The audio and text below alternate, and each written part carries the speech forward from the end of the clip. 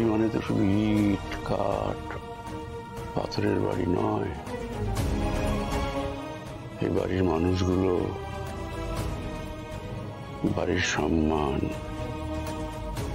পারস্পরিক বোঝাপড়া, বিশ্বাস, ভরসা,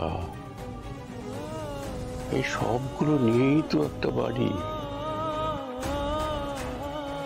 ভাঙন সবেতে ধরেছে গিন্নি, সবেতে ভাঙন ধরেছে,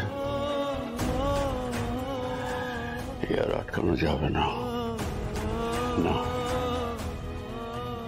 আটকানো যাবে না।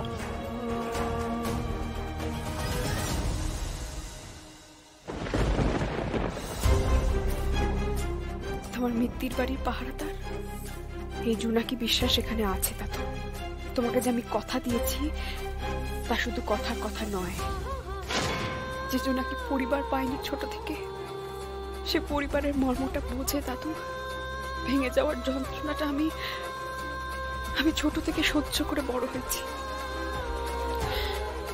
তাই এই ভাঙন আটকাতে আমি সবটুকু দিয়ে চেষ্টা করব। মিত্তির বাড়ি ভাঙবে না, কিছুতেই না।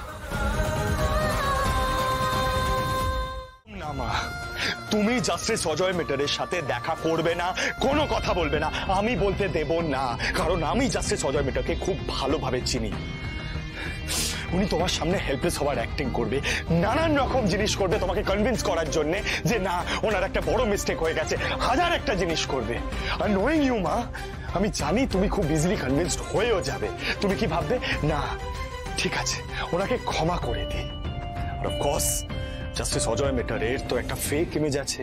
তপতি মিত্তির জাস্টিস অজয় মেটারকে ডিভোর্স দিচ্ছে, এটা তো উনি মেনে নিতে পারবেন না। ওনার ওই ফেক ইমেজটা, ওই ফেক যে একটা পুরো একটা গোটা ব্যাপার আছে না ওনার, ওইটা তো ওনাকে বাইরের লোকের সামনে মেনটেন করতে হবে। তুমি যদি ওনাকে ডিভোর্স দাও তাহলে ওটা কিভাবে মেনটেন হবে? কাজে he won't allow you to do that. But আর না মা, অনেক হয়ে গেছে। জাস্টিস অজয় মেটারকে আমি তোমার ইমোশন নিয়ে, তোমার চোখের জল নিয়ে আর খেলা করতে দেব না। ডিভোর্স ডিভোর্স অজয় মেটারের ছেলে ধ্রুব যা একবজ্ঞা, নিজের বাবা মায়ের ডিভোর্স করিয়েই ছাড়বে। মাই গড, অজয় একবার আমার সঙ্গে দেখা করতে আসায় এত কিছু হয়ে গেল ওর বাড়িতে। তাহলে তো Ajay must be in very big trouble. হ্যাঁ, ট্রাবল তো সবে শুরু। আর শুধু অজয় নয়, গোটা মিত্তির বাড়ি ট্রাবল টাইম শুরু হয়ে গেছে। এনিওয়ে, অজয়কে তুমি হাতছাড়া হতে দিও না।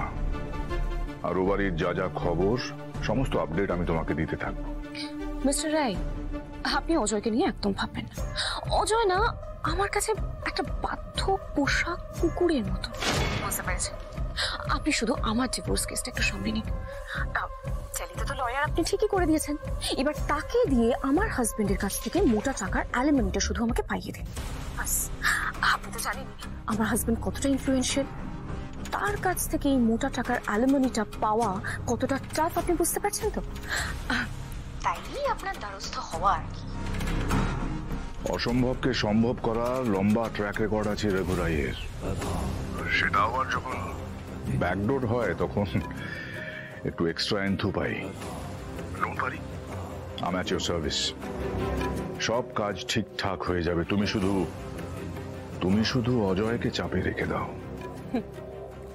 ওটা নিয়ে আপনি একদম ভাববেন না, ওটা আপনি আমার উপর ছেড়ে দিন। আমি এইটুকু বলতে চাইছি যে এত বছর ধরে যে সম্পর্কটাকে মা লালন করে এসেছে, মান দিয়ে এসেছে, সেই সম্পর্কটার ভবিষ্যৎ কি হবে সেটা মাকে ঠিক করতে দিন। ওকে, তাহলে তুমি চাইছো মা যে ভুলটা করুক, জাস্টিস মেটারকে আবার একটা সুযোগ দিক, তাই তো? আমার ইচ্ছে অনিচ্ছে এখানে মুখ্য নয় জুনিয়র মিত্তির বাবু। আচ্ছা, আপনি একবার ভেবে দেখুন তো, মায়ের তো কোনো প্রশ্ন থাকতে পারে জজ সাহেবের সামনে? হ্যাঁ, আজকে তো যা প্রশ্ন, যা কথা বলা, যা শাসন করা, সব আপনারা করে গেছেন। মা তো কিচ্ছু বলেনি। ঘটনার আঘাতে মা চুপ করে গেছিল। এবার এবার এবার এবার মাকে প্রশ্ন করতে দিন জুনিয়র মিত্তি বাবু, মায়ের সব মনের কথাগুলো বলতে দিন। Fair enough. তোমার যেটা ইচ্ছে করছে সেটা করো, কিন্তু তোমার ছেলে তোমায় জাস্টিস অজয় মেটারের সাথে দেখা করাতে নিয়ে যাবে না, কারণ আমি জাস্টিস মেটারের মুখটাও দেখতে চাই না। আমি নিয়ে যাবো মাকে। জজ সাহেবের সাথে মায়ের আমি দেখা করাবো। কোনো কিছু ভাঙাটা খুব সহজ, সামান্য একটা সইয়ের আঁচড়ে সবকিছু ভেঙে চুরমার হয়ে যেতে পারে, কিন্তু জুড়তে যে অনেক চেষ্টা, অনেক যত্ন করতে হয়। সে সম্পর্ক হোক বা বাড়ি, শিকড়টাকে একেবারে কেটে না দিয়ে আরেকটু জল, আরেকটু সার, আর একটুখানি যত্ন দিয়ে যদি আমরা আবার চেষ্টা করি, ওই মৃতপ্রায় গাছটা হয়তো আবার আবার প্রাণ ফিরে পেতে পারে। আপনি যখন সেই চেষ্টাই করছেন, আমি আপনার পাশে থাকবো মা। সব রকম ভাবে আমি আপনার পাশে থাকবো।